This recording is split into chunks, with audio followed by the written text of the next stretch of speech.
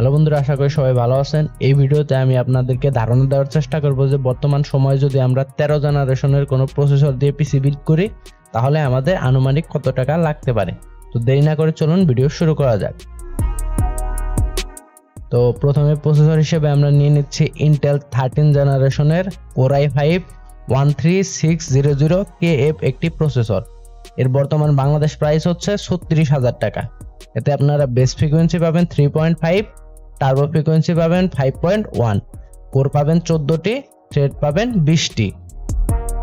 Cooler হিসেবে আমরা নিয়ে নিব Entech Symphony 360 ARGB liquid cooler. এর বর্তমান মূল্য হচ্ছে 9,700 টাকা। মাদারবোর্ড হিসেবে আমরা নিব MSI Pro Z790P। এটিতে ওয়াইফাই আছে। এটি হচ্ছে 12 এবং 13 জেনারেশনের একটি মাদারবোর্ড। এর বর্তমান মূল্য হচ্ছে 30,500 টাকা। র্যাম হিসেবে আমরা নিব লেক্সার ARES 16GB DDR5 টাইপের 5200 MHz এর OC এডিশনের দুটি র্যাম স্টিক। এদের প্রত্যেকটির মূল্য হচ্ছে 10,500 টাকা। স্টোরেজ হিসেবে আমরা নিব HP EX900M2 1TB এর একটি NVMe SSD।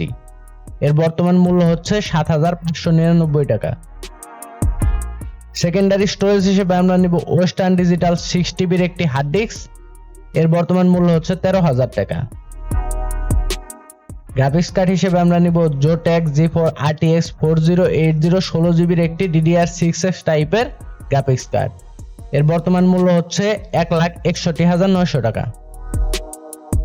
পাওয়ার সাপ্লাই হিসেবে আমরা নিব নেক্সট C1000 ওয়াটের একটি পাওয়ার সাপ্লাই। এর বর্তমান মূল্য হচ্ছে 17,000 টাকা। কেসিং হিসেবে আমরা নিব লিওনলি O11DEW একটি কেসিং। এর বর্তমান মূল্য হচ্ছে 19,500 টাকা। কেসিংটাকে সুন্দর করে সাজানোর জন্য আমরা কেসিং কুলার হিসেবে নিব লিওনলি AL1203W ARGB এর 3টি ফ্যানের একটি প্যাক। এর বর্তমান মূল্য হচ্ছে 9,000 টাকা।